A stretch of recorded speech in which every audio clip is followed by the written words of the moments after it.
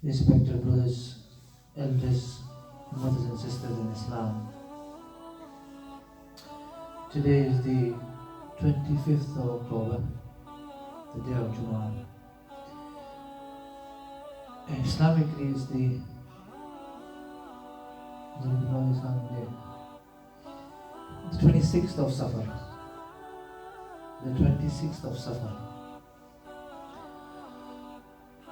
Islamic month start, or the Islamic year starts from Muharram. And this is the second month of the Islamic year. Just to give you a little bit of information, in the time of Rasulullah sallallahu alaihi wasallam, this Islamic calendar that we follow today didn't exist. Sayyidina Umar radiallahu anhu initiated this calendar. When he sat down with the Sahaba, a correspondence reached him. And it said on there that Sha'ban, the month. There was no year then, obviously. There was nothing that they could point out to say the Islamic year would start from this time or this occasion. So Umar he looked at this and he says, Sha'ban, God knows which Sha'ban you're talking about here. Is this from last year? This year? Which Sha'ban are we referring to? Umar then realized there's a need for an Islamic calendar. So he sat down with the Sahaba and he said, this is what I feel, and every establishment, every state, they have a calendar that they follow. So what do you suggest? When shall we start the first year of the Islamic calendar? Not only the year and the month, obviously.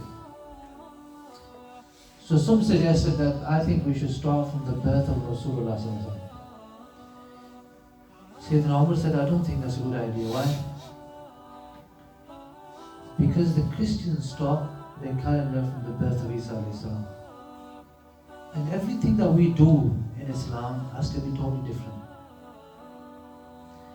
Our adhan, our prayer, our living style, our entire lifestyle is totally opposite to the Yahud and Nasara. So he said our calendar should be different as well. So then some Sahaba suggested, I think we should start the Islamic calendar from the demise of Rasulullah sallallahu alaihi wasallam. So Umar said, no, that's not a good idea. Why? Because what a sad occasion to start the year. So every time we refer to the first year, we'll be thinking about the saddest occasion ever. So I don't think that's a good idea. A few suggestions came. Ali radiallahu anhu suggested that I think we should start from the time Rasulullah sallallahu alaihi wasallam migrated. That's why you refer to Islamic calendar, what do we say? Guys, you have to speak back to me, man. I was speaking to one of the Maulanas in Japan not long ago. He says, nobody talks to you. I said, I'll make them talk to me. When does the Islamic year start? What do we refer it to as? Hijri. After Hijri. Have you noticed it's an A-H. After Hijrah. This started in the time of Umar. He said that, okay, I think that's an excellent idea. Why? Because this was the distinguishing point between Kufr and Islam. When Rasulullah migrated. So that's why we refer to the Islamic calendar year one from the time Rasulullah left Makkah to reside in Madinah. So year one was from there, not from the time of Rasulullah's birth. That means when the Prophet ﷺ migrated from Makkah to Medina, how old was he then? How old was he then? How old was Rasulullah ﷺ when he migrated to Medina? 50. 50. 50. 40 years that Rasulullah ﷺ was born in Makkah. He lived there until 40, he gained Nabuwah. Yeah? So then from did you say 50 or no? I said 43. No, not 43. 13 years he spent in Makkah. 10 years in Medina. So he's 53 when he went. 63 he passed away. So when he's gone there, he spent only 10 years in Medina. Now, as he's migrating, or he's decided to migrate, that was a time during Hajj period. Dhul Hijjah is the 12th month of the Islamic year, isn't it? Dhul Hijjah is the last month of the Islamic year. Then Muharram. Whilst he was there, different people from different parts of the Arabian Peninsula would come to perform Hajj.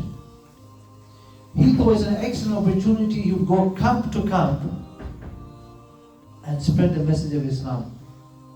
Mainly, he wanted support from someone, because he went to Taif and you know what happened there. So he thought, these people have come from Medina, I'm going to speak to them. When he spoke to them, they were, enlightened by his speech. And they said, we promise to protect you and look after you.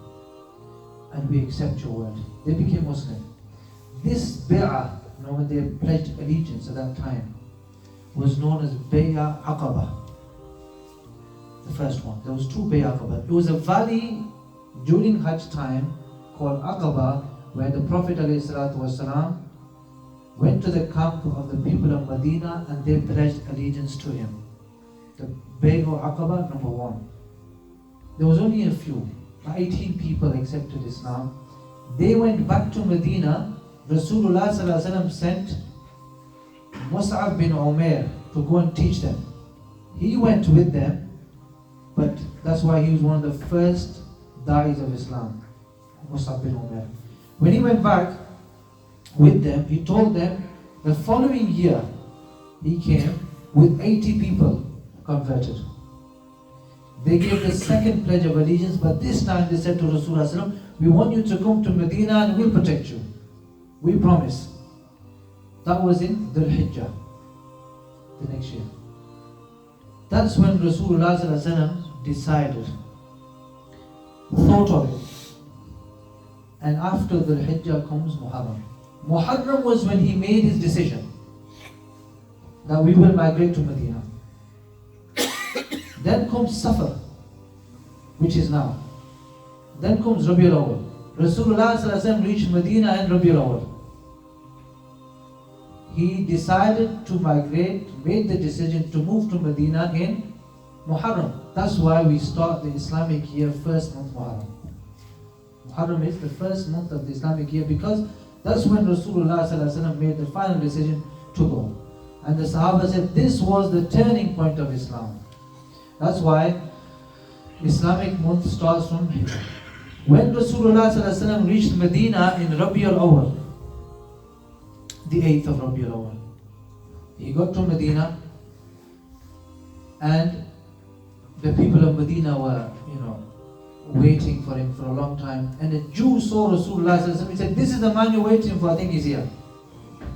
The young girls came out and they sang this famous naat, Talat Badru Alayna, you must have heard it.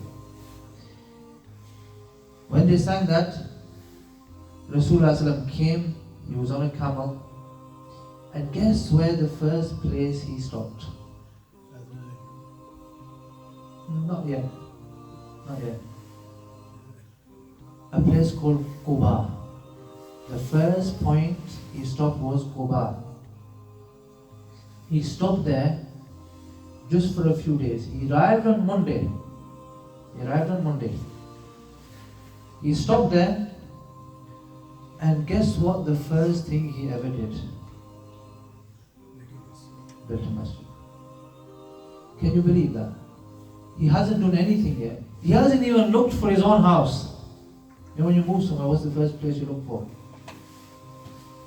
You don't look for masjid, do you? You look for a house. And astaghfirullah, but many people now look for houses that are away from masjid, isn't it? See the trend nowadays. I want to move to these posh areas, and then where there's no masjid, no Muslims. Rasulullah sallallahu alaihi wasallam, first thing that he did was establish a masjid. First thing, he didn't even bother about his house, where he's going to stay. He didn't even decide to stay in Quba. He said, let the camel walk, wherever it stops, that's my final destination. As he went, Friday morning, he reached a place called Bani Salim, and he prayed his first Jummah there. First Jummah in Islam was in Bani Salim. Then the camel carried on walking until it stopped at the house of Abu Ayyub Ansari. Sayyidina Abu Ayyub Ansari's house, even now, if you want to locate it, it's just directly behind the Roza of Rasulullah sallallahu alaihi wasallam. You know where he is buried now. And you go and give salam. Those who have been, you give salam in the passageway, don't you? And as you leave the masjid, you take a right to go out, don't you? And as you turn that corner, that's where his house was. Abu Ayyub Ansari's. But when he stopped at Abu Ayyub Ansari's house, guess again what the first thing that he looked for? He first asked two orphans, Sahal and Suhail. They had this land next to Abu Ayyub's house. This where Masjid Nabawi is now. And he says to them that I want this land for the purpose of masjid. They said, we give you this as a gift. He said, no, I'm going to buy it, I'm going to pay for it. Rasulullah paid for it. Before his own house, the first thing that he wanted was the house of Allah.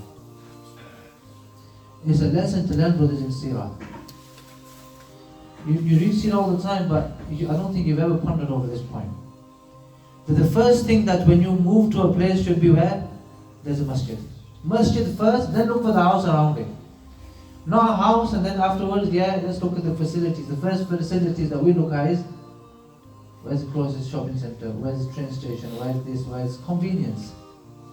As a Muslim, your central meeting point is masjid. It's the house of Allah. And that's what the Seerah teaches us. Rasulullah when he stopped there, he stopped in, when he stopped the second time, he bought the land, purchased the land, and then he built a masjid. After the Sahaba said, why don't you have some rooms adjacent to the masjid? And that's why you find, I don't have top pocket to hang this on. Side pocket.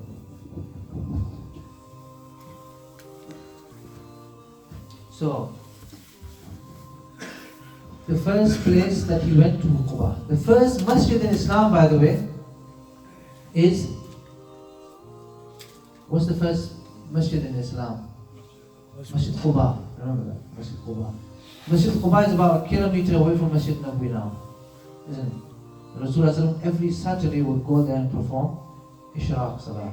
And he said, whoever does so will get the reward of Umrah. Every Saturday he would go and, after Fajr, he would go and walk to Masjid Quba. After Masjid Nabawi was built, he still would go there, pray 2 rakats there, and he said whoever does so on a Saturday, he will get the reward of Umrah. So that's the first thing he did. Second thing he did was masjid. And you know, if you look at the life of the Prophet in Medina, I'm telling you now, you will be absolutely amazed. It's not as his strategy, how wise he was, is unreal. We always think about how did Islam spread, how did these handful of people end up ruling the world, how? It was intelligence. What was the first thing? Masjid. Masjid meaning a center, a community center.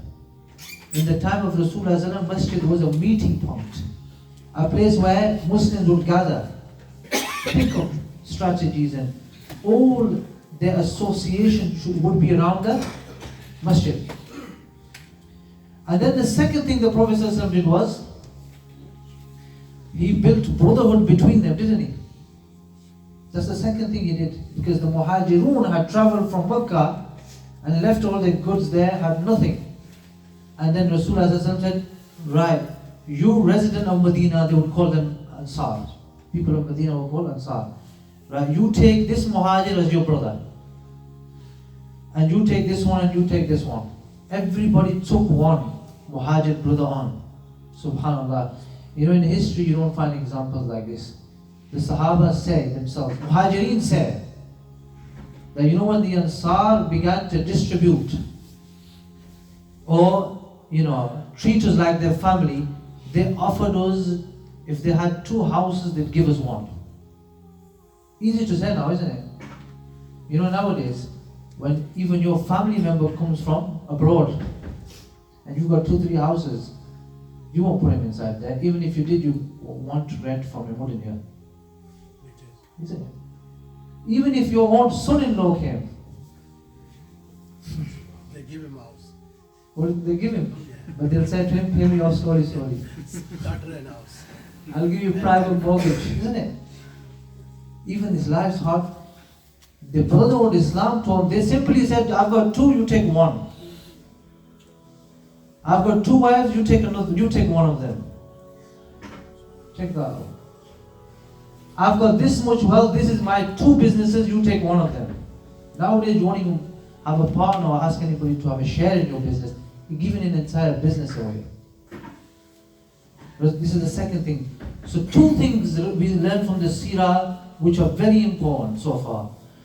One is the community center, where Muslims can gather together, live together, have a place where they can communicate with one another. Unfortunately today, masjids are abandoned. People think it's just about coming to pray namaz and go home. Take that concept out of your minds. Masjid is the focus point, the central point of a Muslim's life. His heart should be perpetually attached to masjid. That's why Rasulullah said that 2 things are a means of wiping away your sins. One is that a person, he stays in the masjid. So the first one is wudu. But the one that's relevant is that a person who stays from one namaz to the other, or when he prays, for example, Fajr, and he goes back, and guess what? His heart is still attached to Dhuhr. I need to come back.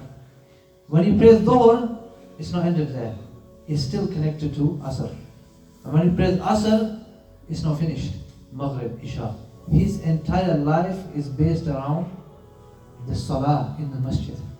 And Salah in the Masjid, Rasulullah sallallahu alaihi wasallam, you've heard this many times. But can you just notice the difference though? By you praying at home, simply praying at home, your Salah in the Masjid could be increased by, the hadith in Bukhari, 25 times more. 25 times more. Imagine praying 25 more Salats of Dhuhr. How difficult is that? Just simply coming here, praying behind the Imam, you've multiplied your prayer by 25 times, and another narration 27 times. Brothers, the point I want to make is, why are these masjids just simply known for Jummah prayers, funerals, Matam, isn't it? Khatam, all these different, that's not the purpose of masjid. The purpose was, this is the point, this is what your life is based around. It's like an office, you know, when you're in an office and you have a necessity, what do? In the toilet, you walk out. When you finish the toilet, where do you go? Back to the office. You have another necessity, a lunch break, you go have your lunch, you come back to the office. Masjid has a similar concept. You go to work, you finish your work, you come here. You have family time, you go, you take them here, there, do whatever you need to do with them, fulfill their needs, come back here. This is the most peaceful place on earth. They are known as the houses of Allah, these. Houses of Allah. And Allah says in the Quran, who can be worse than the person who stops people from coming to the masjids of Allah? There can't be anybody more worse than him. More of an oppressor than a person who stops people from coming to the masjid. That's telling you that who can be a better person than the one who calls towards the houses of Allah? These are the houses of Allah. Like you have shining stars in the sky, the angels look down at the masjids as stars on earth. If you want peace and tranquility, come here. If you want your problems resolved, turn to Allah's houses. And try to occupy them as much as you can. Not Jummah to Jummah. Not even prayer to prayer. Invest time in here. Remember, brothers, nowadays you see all elderly people coming to masjids. And you know what? It's very unfortunate. I'm going to say this. I didn't say in my own masjid, but I'll say it here. The elderly don't like youngsters coming into masjid. Many guys come into masjid in this road. And they say, we don't like them because elderly people just stare at us and give us dirty looks. I said, they don't mean anything. But he says, we get put off. You should be welcoming them. Because you know what? Sooner or later, when you're gone, they don't come as much as you. Neither are they gonna. But if you make this a central point for them, let them relax in here. Let them have their activities. Everything should be based from here. You should provide facilities for them so they can come. They need to be a part of this. And once they become a part of it, you know that in the near future, this same generation will occupy the masjid. Otherwise, I'm telling you now, they've got nothing to do with it. What is there here for them? Open your arms for them. Let them relax. Even little children, bring them to houses of Allah. Many elders have a problem. Oh, why are you bringing young children inside the masjid for? Well, if they don't see the masjid door now, there's nothing that's pulling them towards the house of Allah. There's nothing there. Bring them, let them see what it is. So they know from childhood, this is the place my father used to take me. This is the place that I need to be around all the time. And you know what? Provide for them here. Call them towards this place. Open your arms and also be tolerant. Be tolerant. And from here, organize activities for them. This should be the point, central point where you organize all the events for your entire community. Masjid, believe it or not, is the place where it should fulfill the needs of every individual, be it elderly, be it ladies, women, men, children. Everybody's needs should be fulfilled from here. That's the purpose of it. Why did you build it for? You built it, why? Because it's going to be the central part of your community. But if you don't come and visit it, you don't bring your children and women folk here, where do you want them to meet? What is the purpose of it then? Purpose was that this is going to be the place where we all going to fulfill our spiritual needs. And if they're not getting fulfilled, then the masjid, what it was there for, is not fulfilling its purpose. So inshallah, brothers, even the management, even you brothers that are listening, if you want your future to be bright, and if you want your youngsters to be attached to masjid, facilitate for them. And as parents and as elders, bring them. Bring them. When you come along, you can speak to the management, to the imam. Say, look, I want to have this activity for our children. They're more than willing to support you. I think we should have this. Have your input, have your say. Play a part. Not one or two people. It's a community thing. It's nobody's individual business, is it? It's everybody's. But you know what? We're too busy in our own worlds. We're too busy in our own jobs. If you, inshallah, occupy the house of Allah, Allah subhanahu wa ta'ala will occupy your lives. So inshallah, I think time's up, isn't it? So today's message is that houses of Allah are built for a purpose. And our responsibility is that we come here, we occupy it, we do things for everybody in the community here. This should be the meeting point. This should be the place that should be the most busiest, most occupied. May Allah subhanahu wa ta'ala grant us the hidayah and tawfiq.